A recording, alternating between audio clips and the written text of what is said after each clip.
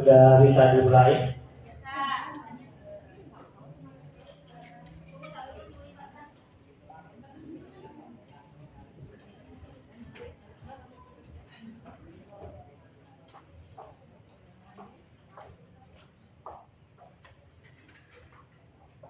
Baik, sambil menunggu teman-teman yang di luar dan sekalian yang sementara mencicipi ala kadarnya. Kita mulai. Bismillahirrahmanirrahim. Assalamualaikum warahmatullahi wabarakatuh. Waalaikumsalam warahmatullahi wabarakatuh. Dan selamat pagi. Pagi.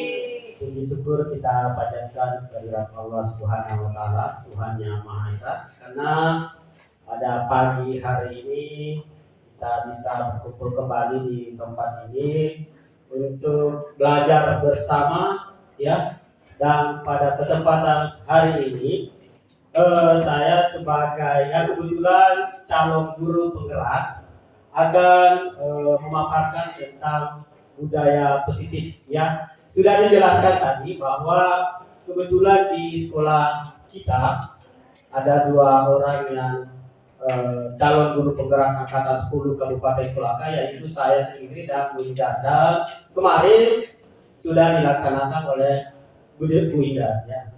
Kenapa ini ada pemaparan seperti ini, ya? Jadi ini merupakan salah satu tugas yang kita harus laksanakan sebagai calon guru penggerak, ya. Tidak apa-apa ya saya bercerita tentang guru penggerak, ya, supaya teman-teman mungkin siapa tahu sama seperti anggapannya seperti saya dulu, kenapa tidak mau jadi mendaftar guru penggerak. Jadi sebenarnya di Kolaka bukannya sudah 4 angkatan, 4 ya. Dari pertama sebenarnya saya sudah mendaftar. Pertama itu saya mendaftar sampai selesai dan itu saya ikuti semua prosesnya, tapi tidak lulus, ya, tidak lulus di esai di tahap pertama. Yang kedua saya mendaftar lagi, tapi tidak sampai selesai dapat tahap berapa saya tidak lanjut. Yang ketiga tidak mendaftar, yang keempat saya mendaftar, ikuti semua prosesnya dan lulus. Ya, ikutnya sebenarnya juga bukan dari awalnya, bukan dari saya pribadi. Ya, kalau saya saat itu masih setengah-setengah untuk ikut kegiatan guru penggerak karena bayangan yang ada itu sepertinya sangat susah melihat saat itu UKS pontang panting mengerjakan tugas seperti tidak ada waktu, apalagi waktu untuk berolahraga. Tapi saya jalan, saya ikut, mudah-mudahan mencoba ikuti semua proses yang ada, ya. Ikut tahapan esai, mengerjakan esai yang sampai ada karakter 22.500, ikuti semuanya. Sesi mengajar, ikuti, lolos. Yang ketiga wawancara, alhamdulillah lolos, ya. Jadi tahapannya sebenarnya kalau kita mau ikuti dibilang juga susah, tidak dibilang juga gampang. Bagaimana? Karena saya lihat teman-teman, ada beberapa temannya sama-sama, itu mereka serius. Malah dia informasikan itu kegiatan kita harus begini, kita begini. Tapi pada akhirnya mereka tidak lulus. Padahal mereka berharap sekali lulus, ya. Jadi apa ya, bisa saya bilang kalau ikut guru penggerak itu sebenarnya kita nikmati saja, ya, nikmati. Dan begini, 2 bulan sampai saat ini, apa yang saya takutkan itu tidak terjadi. Bilang susahnya tugasnya itu tidak ada susah. Tentang susahnya membagi waktu tidak juga, karena fleksibel, ya. Yang susah dulu itu waktu siang. Ada rukun kita harus diskusi siang dan bulan puasa. Coba bayangkan itu jam 1 kita harus belajar. Saya pulang dari sekolah, saya sambung selesai sambung langsung rukun lagi.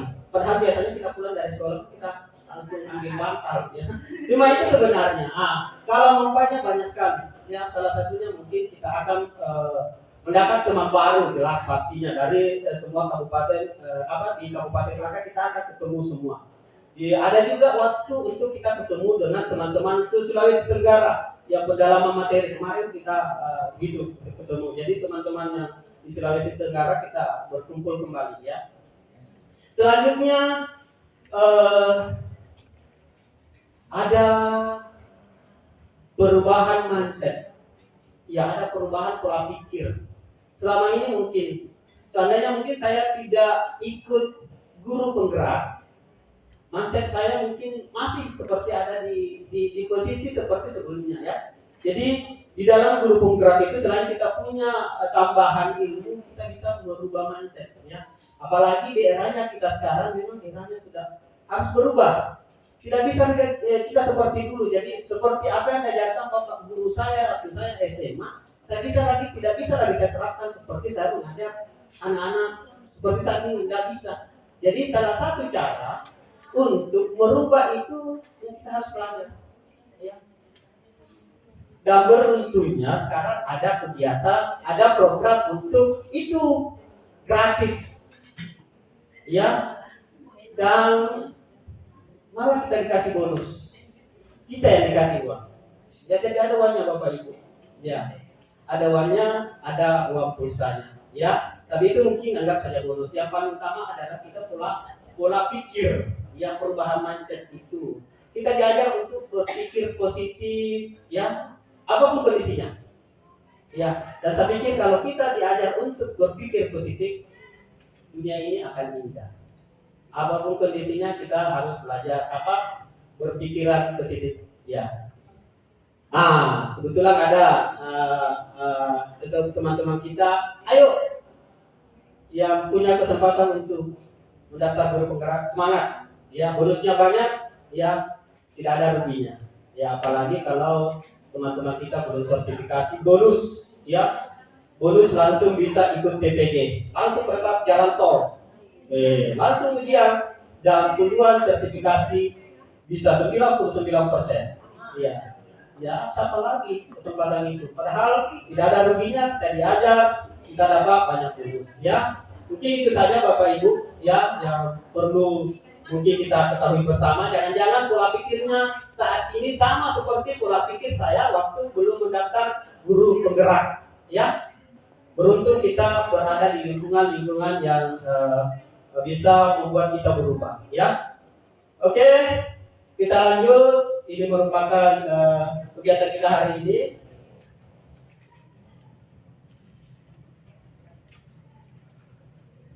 Nah, ada penulisan dari Bapak Ki Hajar Dewantara ya.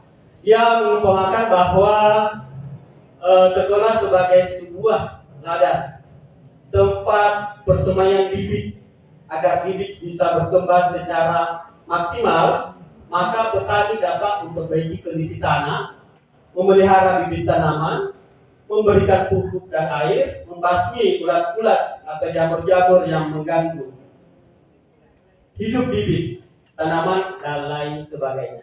Jadi sekolah itu dianggap sebagai ladang tempat persemaian bibit. Anggap saja ini bibitnya ada di belakang, ya. Nah, dari uraian tersebut kita dapat memahami bahwa sekolah diibaratkan sebagai tanah tempat bercocok tanam guru, sehingga guru harus mengusahakan sekolah jadi lingkungan yang menyenangkan, menjaga, melindungi murid dari hal-hal yang tidak baik. Sekolah yang menyenangkan, melindungi murid dari hal-hal yang tidak baik. Jadi pikirannya sebenarnya kita kalau berpikir begini, kita ini di sekolah adalah tempat yang menyenangkan. Ya, anak-anak semua tersenyum. Ya, tempatnya kita menumbuhkan karakter yang baik sesuai dengan profil pelajar Pancasila. Di sekolah kita kan sudah melaksanakan kurikulum merdeka selama 3 tahun. 3 tahun. Kita sudah tahun ketiga ya. Masih ingat Bapak Ibu tentang profil pelajar Pancasila? Masih ingat Bapak Ibu? Masih. Saya masih ingat. Kalau anak-anakku sekalian masih ingat tentang profil pelajar Pancasila? 1. Beriman dan serta berakhlak mulia. Ya, beriman dan bertakwa serta berakhlak mulia. Yang kedua, berkebinekaan global. Yang ketiga, mandiri. Mandiri. Yang keempat, bernalar kritis. Yang kelima, Kreatif. bergotong royong. Yang keenam, Kreatif. Anak-anakku sekalian, coba kamu bayangkan ketika keenam komponen ini kalian miliki, apa yang terjadi? Indahnya Beriman dan bertakwa serta berakhlak mulia. Siapa yang mendapatkan murid? Siapa yang tidak ingin mendapatkan murid-murid yang beriman, bertakwa, berakhlak mulia? Betapa bangganya orang tua kita kalau kita menjadi anak yang beriman, bertakwa, berakhlak mulia. Jangankan orang tua, kita saja sebagai pendidik senangnya punya anak-anak yang beriman dan bertakwa serta berakhlak mulia. Rajin ibadah, ketemu ibu bapak guru, salam, ya, senyum, ditegur ya, menerima, senyum, menyapa ibu, apa kabar ibu? Ya, senangkah kalian kalau jadi anak yang beriman dan bertakwa? Punya pikiran saya akan begitu? Punya, ayo semangat anak-anakku sekalian. Keenam komponen ini kalian miliki sangat luar biasa. Kalian akan menjadi anak-anak yang unggul. Ya, sudah ada mandirinya, belajar sendiri, mencari hal-hal yang penting. Ya, tidak tergantung sama orang. Mandiri dalam hal apa? Semuanya mandiri, sampai di rumah mandiri. Kalian sudah usianya 17 sudah satu seharusnya mandiri, cuci baju sendiri, makan sendiri, urus makan sendiri, membersihkan, ya. Kreatif. Luar biasa kalau anakku sekalian punya jiwa kreatif. Bergotong royong. Ayo kita bergotong royong. Mari kita sama-sama membuat sekolah ini menjadi sekolah yang bermartabat, menjadi sekolah yang unggul, menjadi sekolah yang berkarakter, menjadi sekolah yang berbudaya. Ya, bagaimana anak sekalian, siap? Bagaimana Bapak Ibu guru, siap? Siap. Siap. Oke. Lanjut, budaya positif. Budaya positif. Bapak Ibu guru dan anakku sekalian, berbicara tentang budaya positif, kira-kira kita ada berpikir seperti apa? Apa itu budaya? Kebiasaan. Apa itu budaya? Bukan budaya. Budaya. Nilai-nilai menurut Barnas, nilai-nilai kebiasaan. Sesuatu yang indah. Apa itu budaya? Nilai kebiasaan, nilai kebiasaan. Sesuatu yang indah. Nah, sekarang ada apa itu budaya? Apa itu budaya, Bapak sekalian? Budaya karena biasakan, kebiasaan. Apakah ini arahnya kebiasaan kemana? Ke positif kah, ke negatif kah? Positif tentunya ya, positif. Kebiasaan. Budaya karena senyum, apa 5S? Ketemu Pak Guru, senyum, sapa. Iya, ketemu Pak Hasan, senyum, sapa. Jangan ketemu Pak Hasan lari. Ya. Oke, sekarang pertanyaannya lagi. Anakku sekalian dan Bapak Ibu guru sekalian, apakah di sekolah kita sudah tercipta budaya positif? Ayo Bapak Ibu guru, apakah ada? Tentunya tidak bisa kita sampai di tahap ini kalau budaya-budaya positif itu tidak ada. Tentunya Bapak Ibu guru dan anakku sekalian, SMK 1 Kelaka sudah sejauh ini ya. Paling tidak beberapa program dari pemerintah kita dapatkan ya. Artinya kita bisa dibanggakan. Ya. Jadi kita percaya bahwa sekolah kita sudah berbudaya. Sudah tercipta budaya positif. Lanjut. Kalau kita lihat di sini, ya, budaya positif itu merupakan perwujudan dari nilai-nilai kebajikan. Seperti tadi dibilang Pak Arnas, kebiasaan baik. Ketemu Bapak Ibu guru, senyum. Ada teman yang membutuhkan, tolong. Ia saling membantu, ya.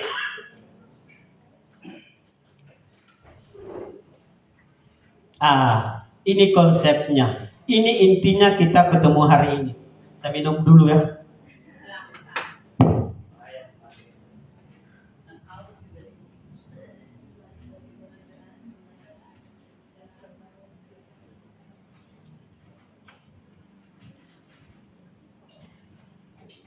Bapak Ibu, jadi untuk hari ini ada konsep budaya positif, yaitu perubahan paradigma pelajar, motivasi perilaku manusia, disiplin positif, kebutuhan dasar manusia, 5 posisi kontrol seorang guru, keyakinan kelas, dan segitiga restitusi.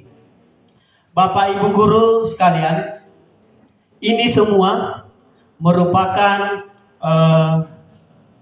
tidak terlalu baik kalau saya bilang rohnya sebagai pendidik, ya. Dari ketika misalkan kita memahami pemahaman tentang konsep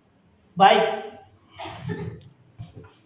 Jadi untuk selanjutnya motivasi perilaku manusia. Ya. Motivasi merupakan dorongan yang timbul pada diri seseorang secara sadar atau tidak sadar untuk melakukan sesuatu tindakan dengan tujuan tertentu. Jadi anak-anakku sekalian, motivasi manusia bisa untuk sementara hari ini saya kelompokkan menjadi 3. Ya. Yang pertama itu menghindari ketidaknyamanan. Jadi misalkan ada murid melakukan ini karena takut dihukum. Ya, misalkan dia kerja PR di sekolah buru-buru. Kenapa dia kerja PR? Karena takut dihukum. Itu tujuannya dia kerja PR karena takut dihukum. Motivasi ini merupakan motivasi yang eksternal, motivasi yang bukan dari dalam dirinya. Yang kedua, ada motivasi ingin mendapatkan imbalan, ingin mendapatkan penghargaan. Jadi dia lakukan ini suatu, misalkan saya kerja PR supaya nanti bapakku dia belikan ke HP. Atau saya mau belajar terus supaya nanti cari G1 dan dapat hadiah. Ya, saya mau rajin di rumah supaya saya dibelikan motor. Itu merupakan anak sekarang itu merupakan motivasi apa itu? Eksternal atau intrinsik atau intrinsik? Eksternal, bukan dari dalam. Yang ketiga, menghargai nilai kebajikan dari diri sendiri. Jadi kalau ini siapa yang bisa memberikan contoh?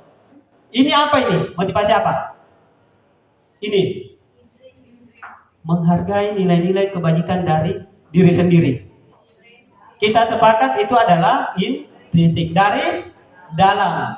Anak-anakku sekalian, kira-kira kalau motivasi intrinsik bisakah ada yang memberikan contoh? Apa kira-kira ya yang saya lakukan dan itu timbul dari saya sendiri? Karena salah satu alasannya adalah ingin meningkatkan nilai saya, ingin memajukan nilai saya, ingin menjadi lebih baik, ingin bermanfaat. Memang anakku sekalian, siapa kira-kira yang bisa memberikan contoh bahwa ini motivasi saya lakukan ini karena dari dalam? Ayo, siapa kira-kira? Bukan yang seperti tadi, karena ingin dapat penghargaan, karena ingin dapat hadiah, karena ingin tidak dihukum. Ayo nak, Amel sama siapa? Kalian sudah bikin keinginan kelas apa? Iya. Contohnya tidak pakai apa? Dia motivasinya. Ayo, anakku sekalian siapa?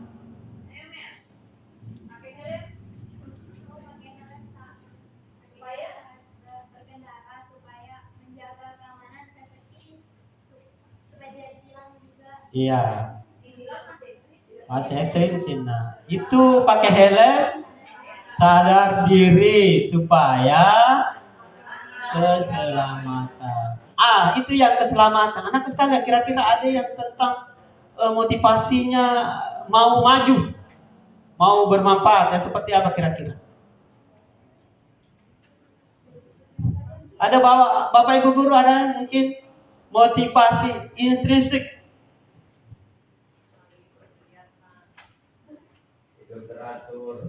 Tidur teratur supaya sehat. Betul. Iya, itu nilai intrinsik ya. Kita harus tidur teratur. Apalagi ikut kegiatan. Untuk apa ikut kegiatan? Menambah ilmu. Itu intrinsik. Kalau ekstrinsiknya apa?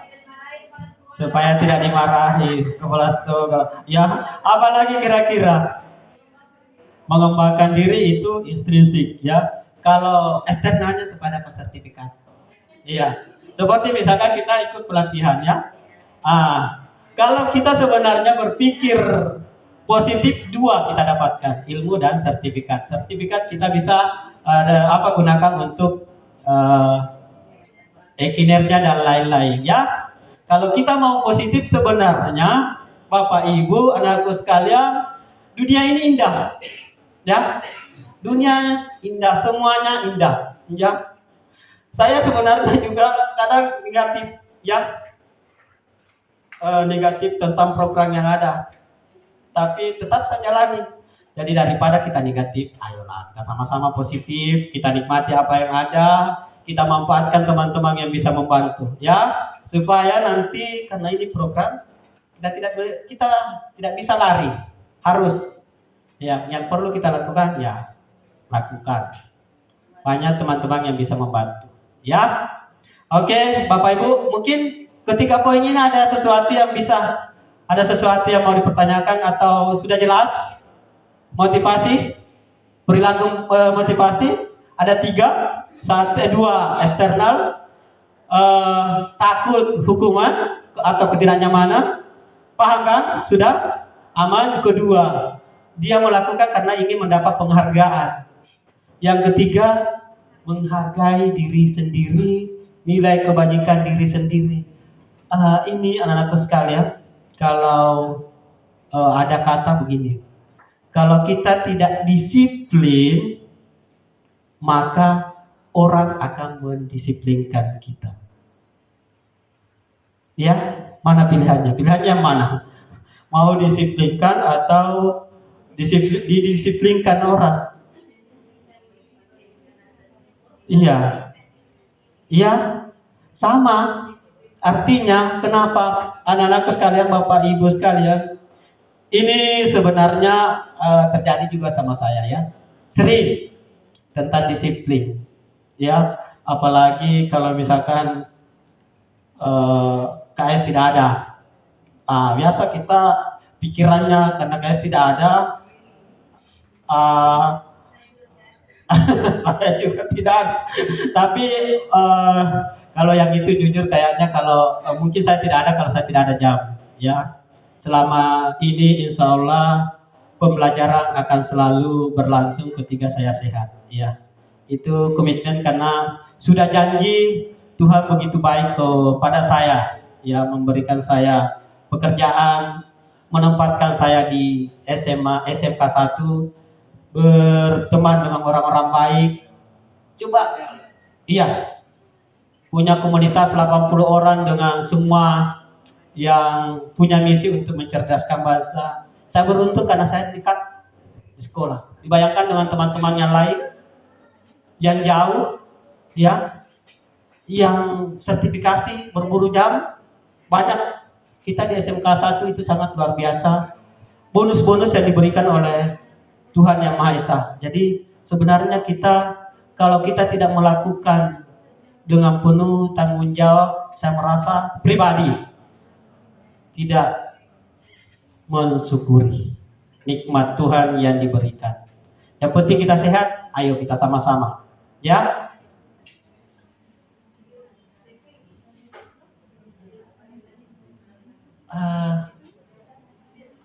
Jadi konsep disiplin ada beberapa ya. Ini konsep disiplin identitas gagal. Jadi konsepnya disiplin identitas gagal. Sepertinya saya pribadi ada di sini. Sepertinya. Ya. Jadi konsep disiplin dengan identitas gagal itu menyakitkan. Murid tidak nyaman. Murid takut, memaksa, membuat murid menyembunyikan kesalahan. Murid menjadi rendah diri. Kalau saya tarik benangnya dari 2008 sampai sekarang, sepertinya saya masih ada di posisi itu sebagai guru yang menerapkan di identitas gagal. Bapak Ibu sekalian, kira-kira ada yang berkomentar tentang ini? Disiplin gagal? Konsep disiplin gagal? Ada Bapak Ibu? Mungkin Pak Haji?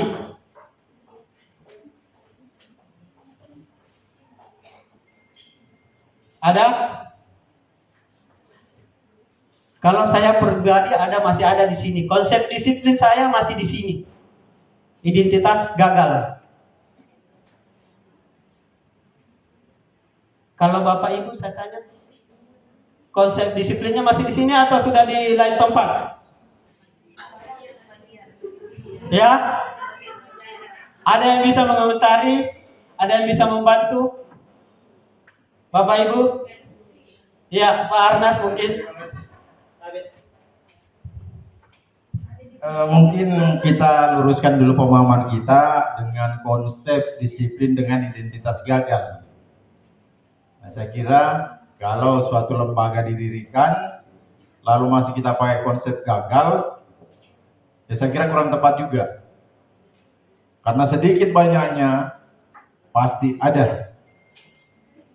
Apalagi kalau kita bicara mengenai lembaga pendidikan, tentu hal-hal yang baik yang kita jalankan atau kita kerjakan.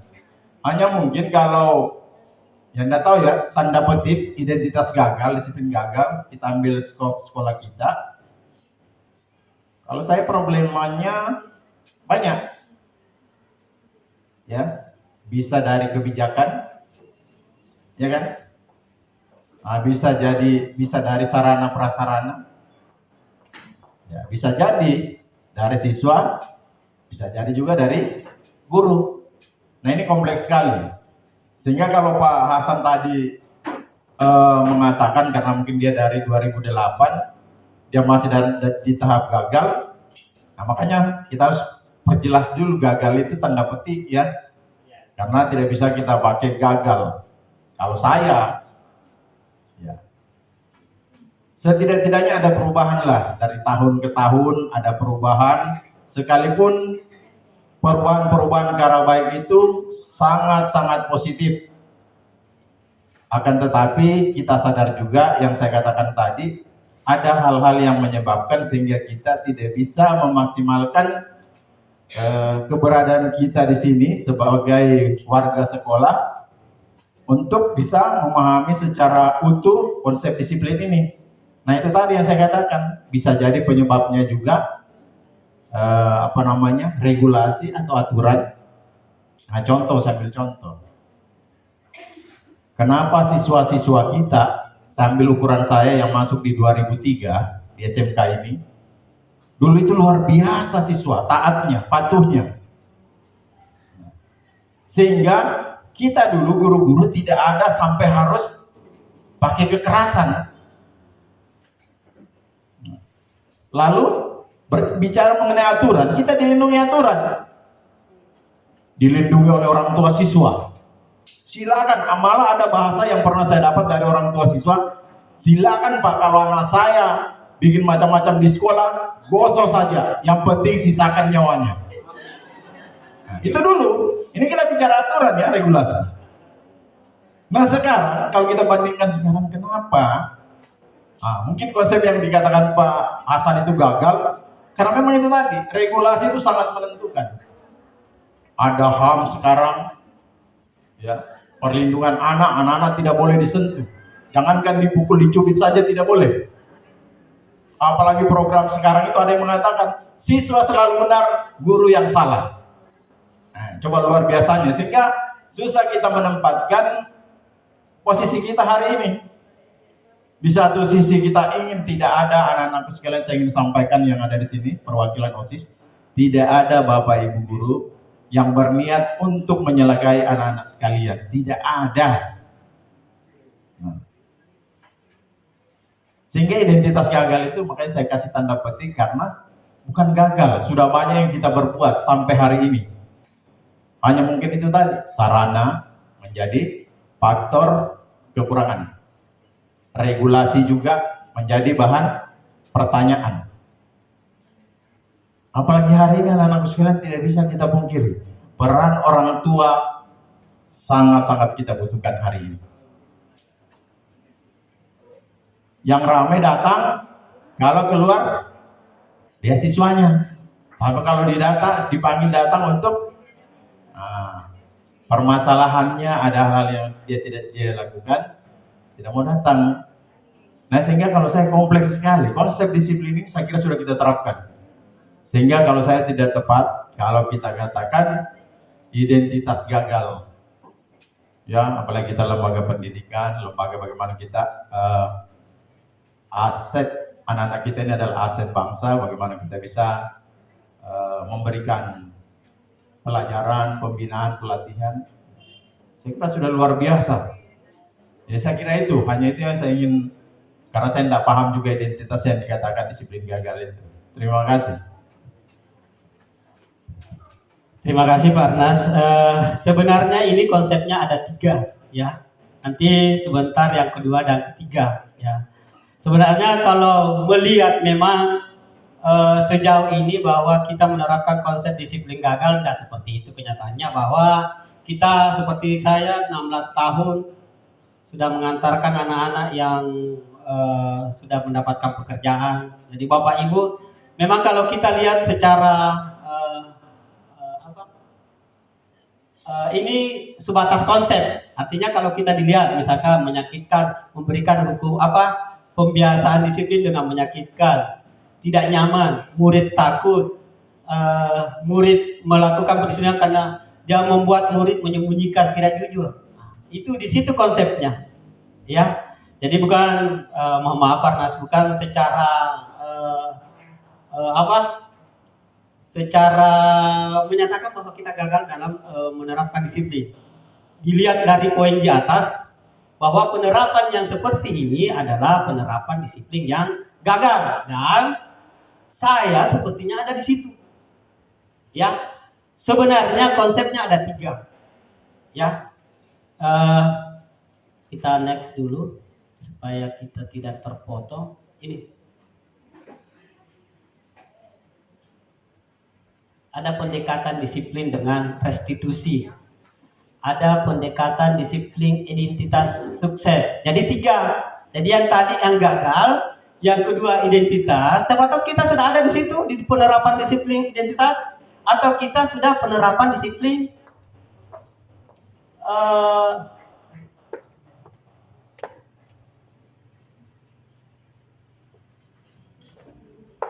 jadi seperti itu ya, 3 konsep, dan saya merasa bahwa konsep saya masih ada di konsep disiplin dengan identitas gagal. Ya. Selanjutnya penghargaan. Jadi konsep untuk menerapkan disiplin penghargaan seperti tadi, dia tidak efektif, merusak hubungan, mematikan kreativitas, menghukum dengan sistem ranking, merampas hak menghargai dirinya.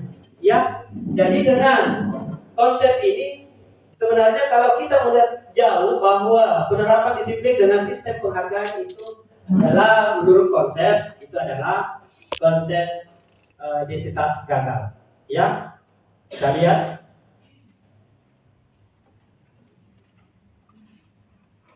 Ini penghargaan yang tidak efektif. Ya, suatu penghargaan adalah satu benda atau peristiwa yang diinginkan, dibuat dengan persyaratan. Hanya jika Anda melakukan hal ini, maka Anda akan mendapatkan penghargaan. Dia tidak efektifnya. Kenapa tidak efektif? Kenapa kira-kira Bapak Ibu tidak efektif? Padahal selama ini kita lakukan. Saya termasuk pelakunya. Anak-anak saya kalau mau membuat yang baik, saya janji.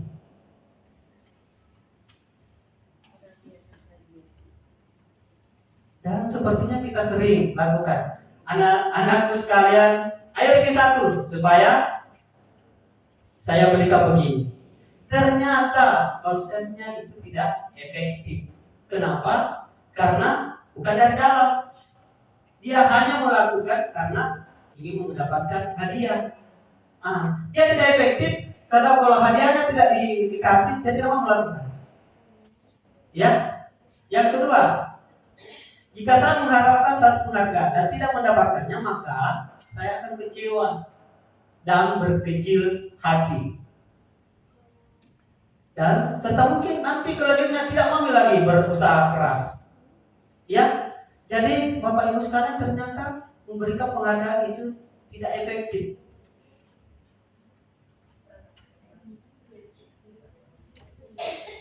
Nah, kita mau memberikan kalau dia terus-terus melakukannya, ya, sepakat Bapak Ibu bahwa ternyata pemberian penghargaan itu tidak efektif. Ya, anak-anakku sekarang sadar kan? Kalian beruntung bahwa ternyata pemberian. Coba kamu sadari, saya tidak ingin melakukan kalau saya tidak misalkan tidak dikasih hadiah, ya kan?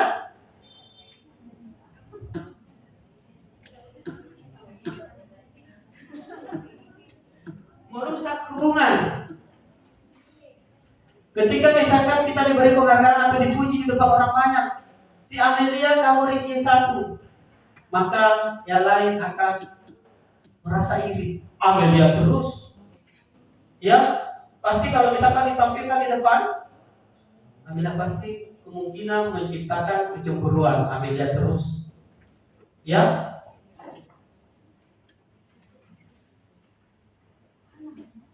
Nah, jika seorang guru sering memberikan penghargaan kepada muridnya, besar kemungkinan murid-muridnya termotivasi hanya untuk menyenangkan gurunya. Mereka tidak bersikap jujur, ya. Jadi ada kemungkinan ketika misalkan kita mengharapkan tadi penghargaan, kita melakukan tidak sesuai lagi, kita membohongi supaya misalkan Pak Ida, karena Pak Ida sering memberikan hadiah ke anak-anaknya, misalkan si Amelia, maka ketika misalkan melihat Pak Ida dia tidak jujur lagi. Tadi misalkan terlambat supaya tidak rusak itu pandangan positifnya Pak Ida. Ditanya, kamu terlambat? Tidak, Pak. Padahal dia terlambat. Kenapa? Karena dia mau diakui supaya Pak Ida nanti tetap kasih hadiah. Dan jadikan saya supaya tetap dianggap supaya saya ini anak baik-baik. Padahal sudah melanggar. Ya? Terus lanjut menghargai. Kita lanjut saja, mungkin intinya ini kita sudah dapat ya Bapak Ibu. Ya. Ini lanjut. Konsep disiplin dengan identitas sukses. Kalau tadi identitas gagal, dan saya merasa ada di posisi itu saat ini. Walaupun mungkin dengan pertambahan usia, dengan pengalaman yang ada sudah mulai bergeser, ya. Tidak seperti dulu setiap saat marah, ada yang melanggar marah, ada yang melanggar hukum, ya. Nah, yang pertama ada konsekuensi. Bapak Ibu dan anakku sekalian, konsekuensi. Apa itu konsekuensi? Apa itu konsekuensi? Konsekuensi, senior guru penggerak. Iya. Untuk sesuatu. Keyakinan untuk perjanjian. Konsekuensi. Sering anak-anakku sekalian? Sering? Apa itu konsekuensi? Hasil yang didapat setelah melakukan. Jadi apa yang didapatkan ketika melakukan sesuatu, itu konsekuensinya. Ada yang bisa memberikan contoh?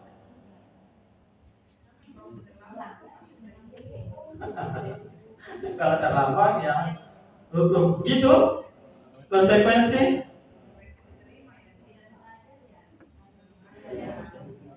Kalau misalkan begini, saya tumpahkan air ini ke sini.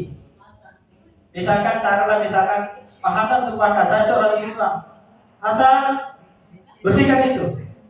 Itu konsekuensi atau hukuman?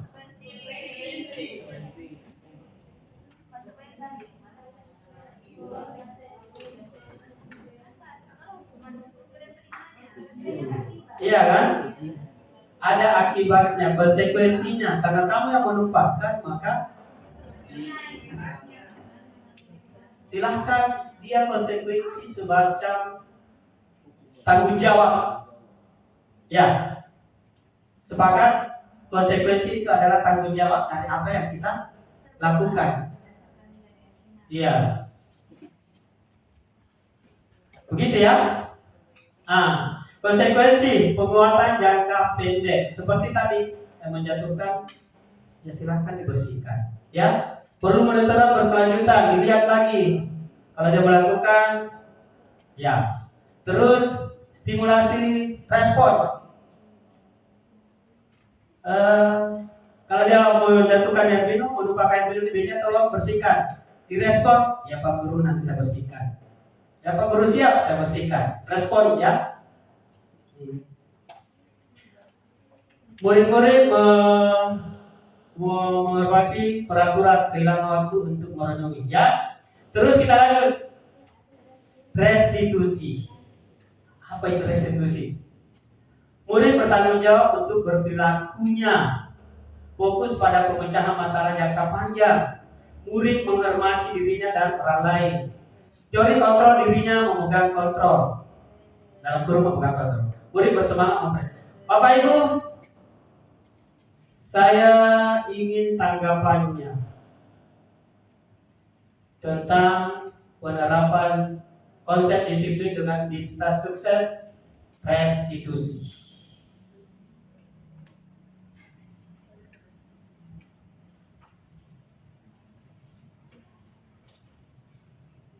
Seperti apa ini kira-kira penerapannya? Kalau tadi senior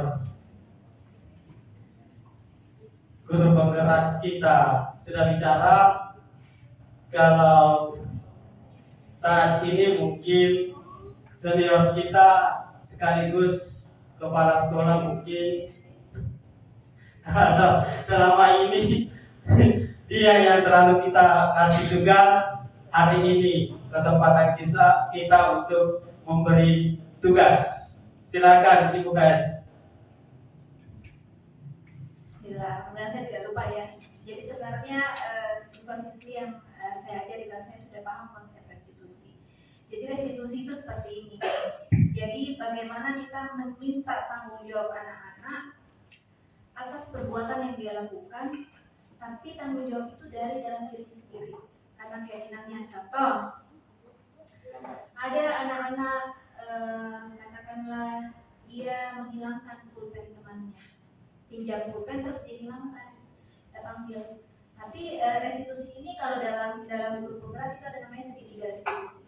Jadi pertama kita stabilkan dulu identitasnya supaya dia tidak merasa bahwa dia melakukan kesalahan besar. Jadi kita aja dulu ngobrol. Apa nak, melakukan kesalahan itu hal yang biasa. Itu saja manusia biasa pasti melakukan kesalahan. Nah, sekarang apa yang akan kamu lakukan untuk memperbaiki kesalahan tersebut? Jadi bukan kita yang tentukan konsekuensinya, tapi minta pendapat anak-anak. Oh iya Bu, saya makan pulpennya Amel. Biasanya kamu melakukan apa untuk bertanggung jawab? Saya ganti Bu. Selain kamu ganti, apa yang akan kamu lakukan? Saya minta maaf sama Amel karena dia tidak bertanggung jawab. Nah, kapan? Jadi setiap melakukan restitusi itu kita tanya kapan anak-anak akan mulai melakukan tanggung jawabnya tersebut. Kapan nak? Habis ini Bu, saya langsung pergi belikan pulpen, saya minta kembalikan sekaligus saya minta maaf. Bagus. Kamu bisa melakukan sendiri atau butuh bantuan dari temanmu? Tidak, saya bisa sendiri. Kalau butuh bantuan bilang iya Bu, kayaknya saya butuh bantuannya Anissa karena sepertinya ini ambil dalam sekali. Bisa ya? Jadi seperti itu. Jadi ada disebut segitiga karena memang ada tahapan-tahapan. Jadi seperti itu Mas. Terima kasih Bu Kayes, luar biasa. Pertanyaannya, apakah kita sudah ada di konsep disiplin itu?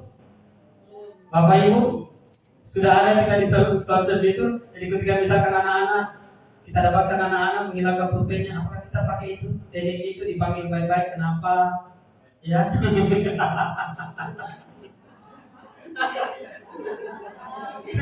Selama ini kalau saya pribadi jujur pasti saya marah-marahin. Cepat pergi. Tidak, saya tidak panggil baik-baik. Jadi harapannya mungkin nanti setelah kita dari sini dari ruangan besok-besok kita sudah menerapkan konsep seperti itu. Ya, Bapak Ibu. Ya. Jadi supaya konsepnya tidak kembali ke konsep gagal tadi, ya. sudah menerapkan konsep identitas sukses. Ya, oke Bapak Ibu lanjut. Jadi sebentar ini saya beruntung hari ini karena didampingi oleh dua senior penggerak. Jadi beban hidup saya itu sepertinya langsung turun. Yang tadinya mungkin di atas langsung turun. Saya pokoknya hari ini saya senang sekali. Ya, seperti yang dijelaskan tadi Ibu KS Power Institusi tentang ini. Coba kita lihat.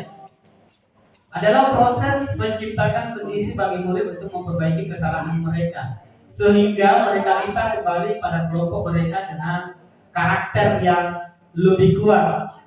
Ya, itu menurut dosen 2004. Jadi tadi kalau kita menerapkan konsep disiplin sukses, itu anak-anak menjadi karakternya kuat, tidak lagi merasa tersakiti.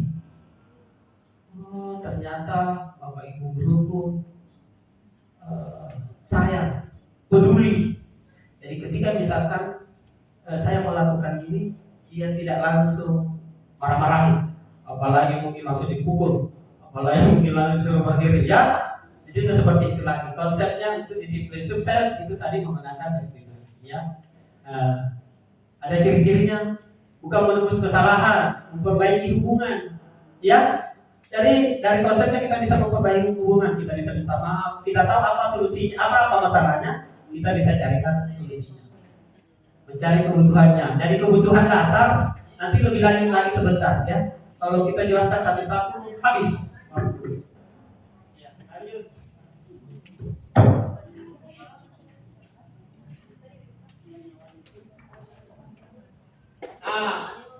Coba Bapak Ibu, coba kita perhatikan, apakah kita masih menerapkan di mana? Kita di mana ini? Di hukumankah, konsekuensi atau restitusi? Kita lihat kasusnya. Siswa sering tidak mengerjakan PR. Ini pasti kita sering dapat ini. Makanya akhir-akhir ini saya malas kasih PR untuk menghindari itu. Ya, yang pertama. Sebagai hukuman, guru menghukum siswa tersebut hormat bendera 10 menit. Guru marah dan murid menjadi takut. Pertanyaannya, apakah kita ada di sini? Ada, saya ada di sini kadang-kadang. Ya, yang kedua, konsekuensi. Guru memberikan konsekuensi untuk mengerjakan PR saat istirahat atau dikerjakan sebanyak 3 kali lipat. Guru tegas dan siswa menghormati peraturan itu. Ya, kita ada di sini kadang-kadang 10 kali kamu kerja, kamu ini kerjamu, dikasih tugas tidak kerja. Ya, restitusi. Guru menanyakan keyakinan kelas dirinya dan membantu siswa menyelesaikan masalah. Seperti keyakinan kelas, anak-anak sekalian kan sudah ada yang membentuk keyakinan kelas? Sudah. Salah satunya apa yang kalian bentuk? Saling menghormati. Apalagi? Piket. Apalagi? Disiplin. Apalagi? Minta angkat tangan, minta izin, apalagi?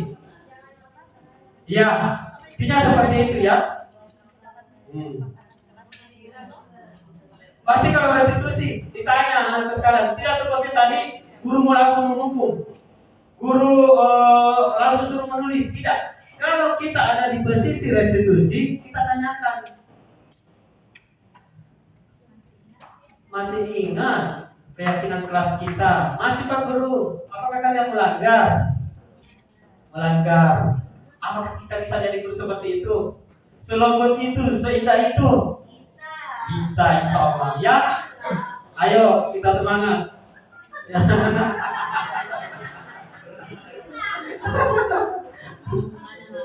Guru terbuka, menghormati. Jadi seperti itu. Kalau anak-anak melakukan kesalahan, kita juga sebagai manusia biasa, Pak Guru juga biasa melakukan seperti itu. Itu sifat-sifat restitusi.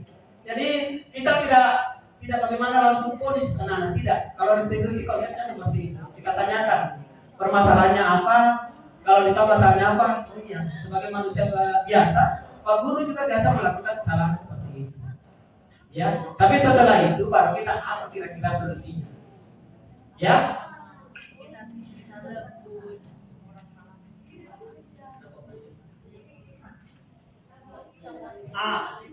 Ini posisi kontrol. Posisi kontrol seorang guru. 5 posisi kontrol seorang guru. Jadi coba kita tebak-tebak kira-kira saya ada di mana lagi. Penghukum kah? Saya masih biasa ada di penghukum. Pembuat rasa bersalah? Kadang. Sebagai teman? Iya. Kadang-kadang kalau lagi harus mood. Kalau masih pagi-pagi, perut masih nyaman, otak masih normal, iya. Cuma ya tanggal baru. Memantau kah? Atau sudah ada kita di manajer? Ada di manajer, insya Allah. Tapi sebenarnya kalau kita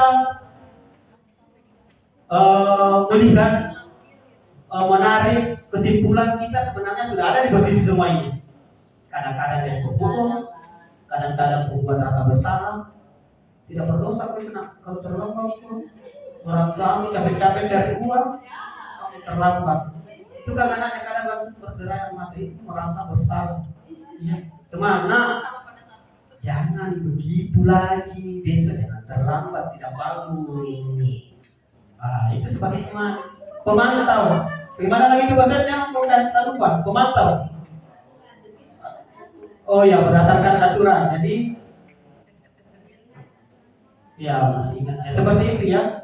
Jadi manajer sebenarnya ada ini ya. Jadi manajer itu seperti kepala sekolah. Tunggu bisa lihat. Lupa.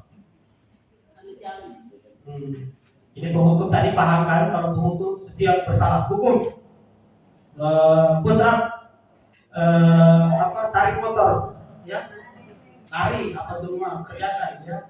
Membuat rasa bersalah. Jadi kalau membuat rasa bersalah ini, biasanya guru akan bersalah lebih lembut. Tidak berdosa ke kamu kalau orang kamu tidak merasa berdosa. Kalau kamu malas belajar, itu salah satunya, ya. Terus posisi teman tadi ya, berdekat itu kata lembut. Posisi pemantau. Memantau berarti mengawasi. Pada saat kita mengawasi, kita bertanggung jawab atas perilaku orang yang kita awasi. Posisi pemantau berdasarkan pada aturan dan konsekuensi ya. Menggunakan sanksi konsekuensi. Kita dapat misalkan hubungan pribadi kita dengan berbuat sebagai seorang dan lain-lain ya. Kita bahas begitu, lanjut. Posisi manajer adalah posisi di mana guru berbuat sesuatu bersama dengan murid, mempersilahkan murid mempertanggungjawabkan perilakunya, mendukung murid agar dapat menemukan solusi atas. Itu seperti tadi ya permasalahannya. Seorang manajer telah memiliki keterampilan di posisi teman maupun pemantau. Dan dengan demikian bisa jadi di waktu tertentu kembali kepada kedua posisi tersebut. Jadi ada kemungkinan bisa kita menjadi berteman, ya, bisa menjadi pemantau.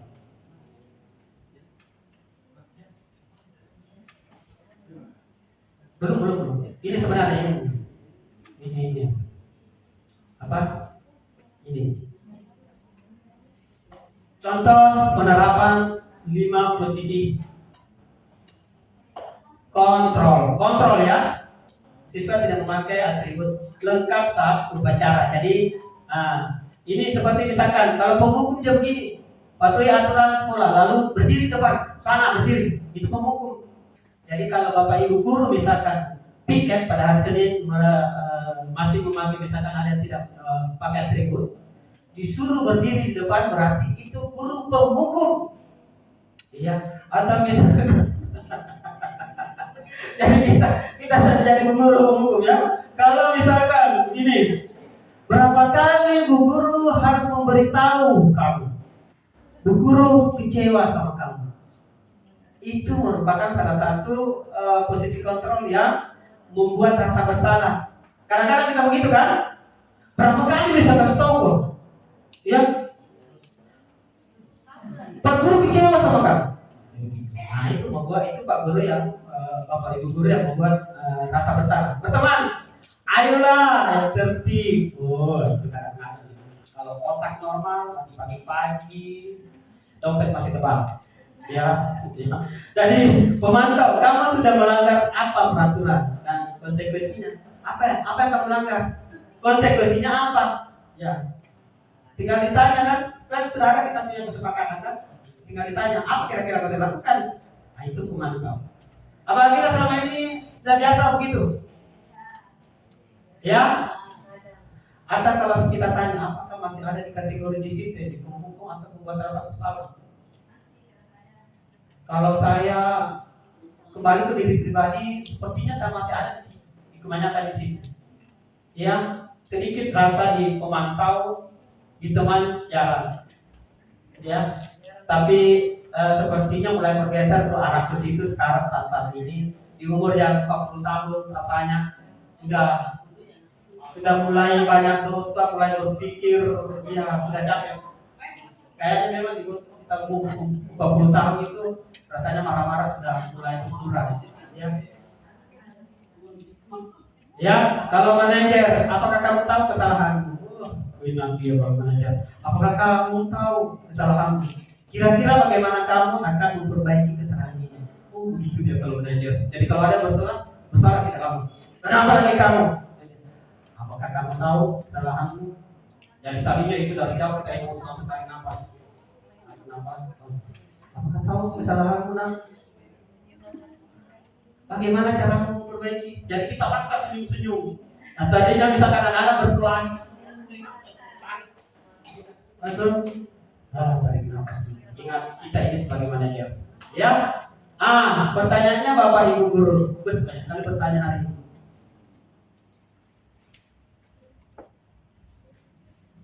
Berada di posisi kontrol manakah kita sekarang? Ya, berada di posisi kontrol mana? Saya mau dengar dari senior kita. Ya. Ayo kalau kira-kira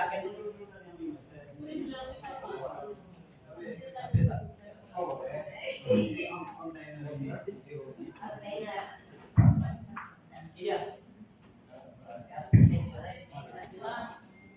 Kelihatan atau kabur?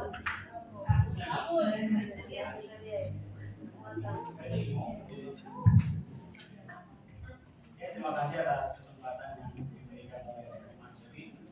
Jadi mungkin melihat penerapan dari 5 posisi kontrol ini, mungkin sebenarnya bukan hanya menjawab, Pak. Saya mau bertanya.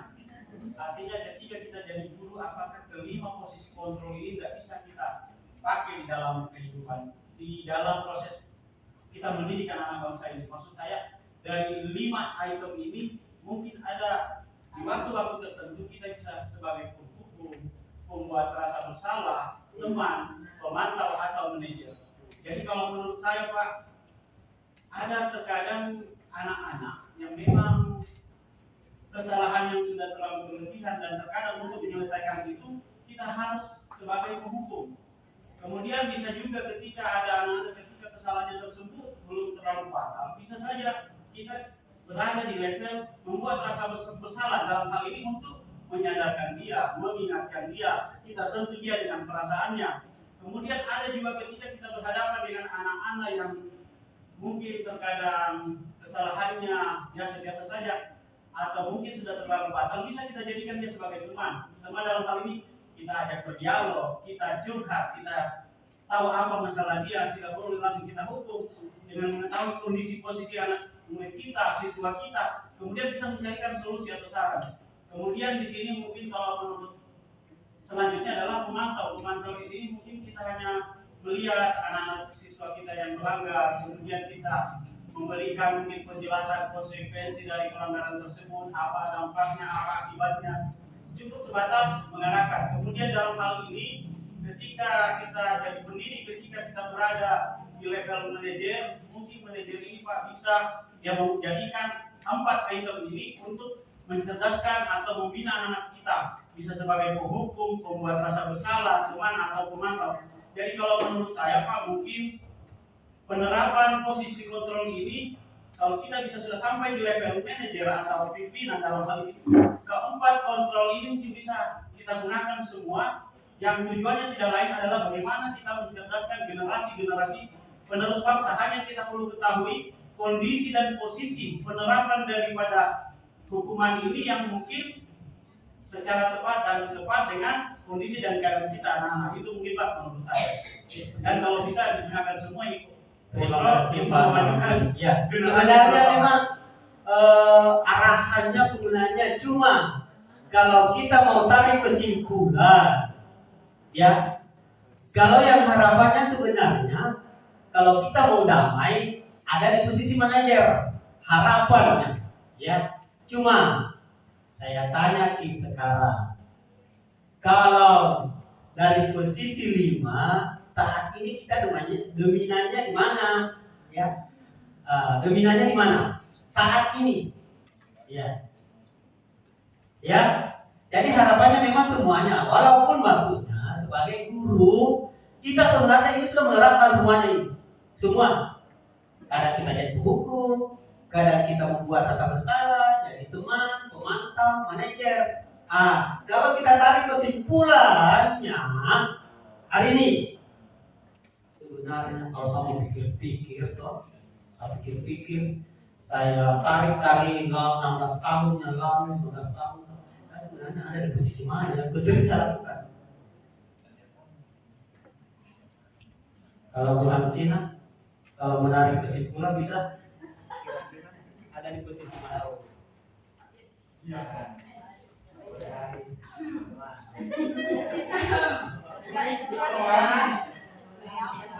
Terima kasih Pak Hasan.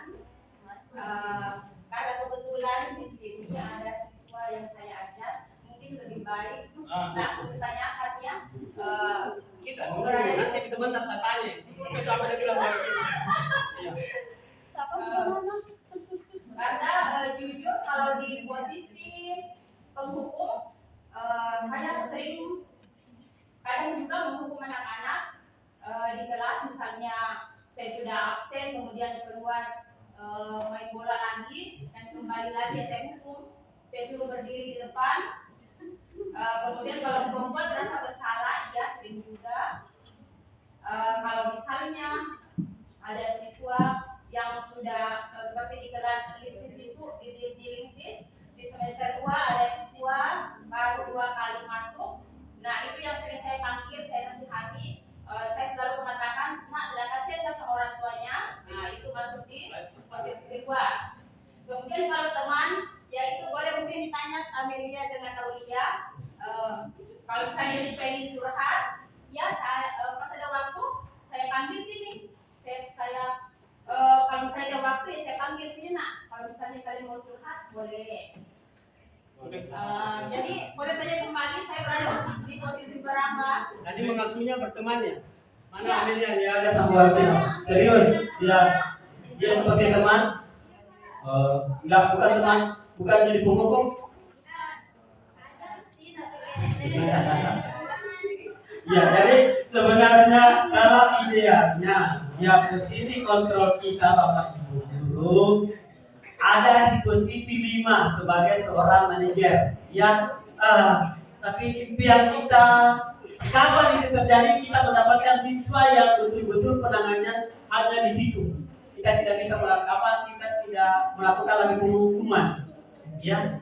Karena kenapa kita kadang biasa menghukum karena mungkin siswanya kita memang perlu dihukum.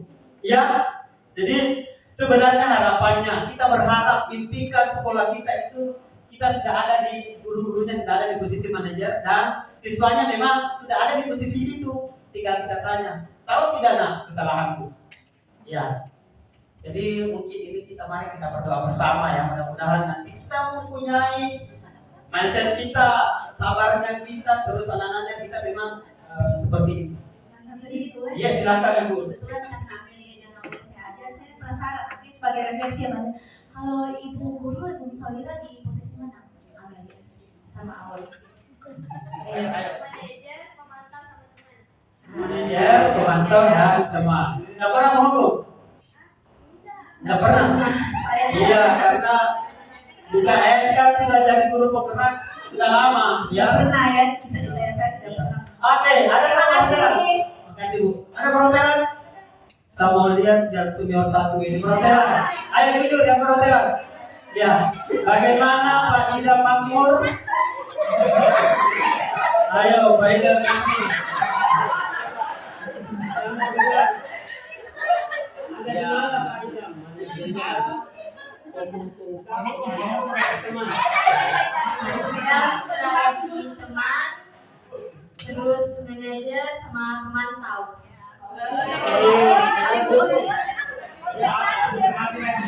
Alhamdulillah. Padahal sebenarnya ya satu orang perhotelan. Jadi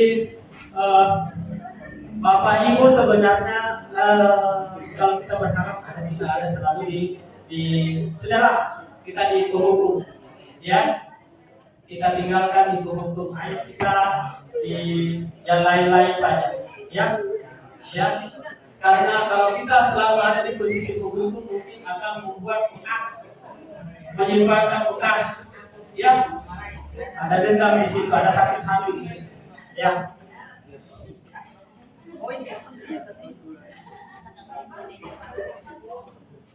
Jadi Bapak Ibu, dengan mengetahuinya kita ada di posisi kontrol ya, posisi kontrol kita ya, mungkin sampai di sini pertemuan kita hari ini. Terima kasih banyak atas waktunya, terima kasih atas kebersamaannya anakku sekalian, luar biasa ya. Mudah-mudahan dengan pertemuan kita hari ini, untuk Bapak Ibu guru, senior-senior saya, adik-adik saya, ada ilmu yang bermanfaat ya. Apa yang saya sampaikan bukan berarti bahwa saya mengajari dan saya lebih tahu, tidak sama sekali ya. Ini saya lakukan, saya berdiri di depan Bapak Ibu guru bukan bermaksud untuk menggurui ya. Salah satunya karena tugas harus dilakukan ya. Kalaupun misalkan bisa diterapkan dan bisa memberikan manfaat, alhamdulillah, berarti ada sedikit pahala yang saya dapatkan ya. Itu saja mungkin Bapak Ibu guru. Terima kasih banyak atas waktunya. Kurang lebihnya kalau ada yang salah-salah dimaafkan ya. Namanya juga materi diadakan ya. Oke. Terima kasih banyak dan saya akhiri. Wabillahi taufiq wal hidayah. Wassalamualaikum warahmatullahi wabarakatuh. Kita belum selesai. Ini teman-teman tidak meninggalkan ruangan. Anak-anak sekalian, kita berfoto dulu dengan Pak Hasan dan dengan saya, kemudian Ibu Bapak Guru. Silakan maju anak-anak sekalian.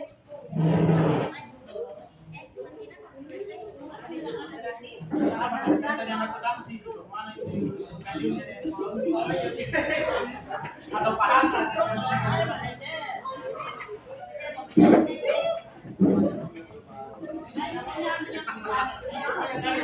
you.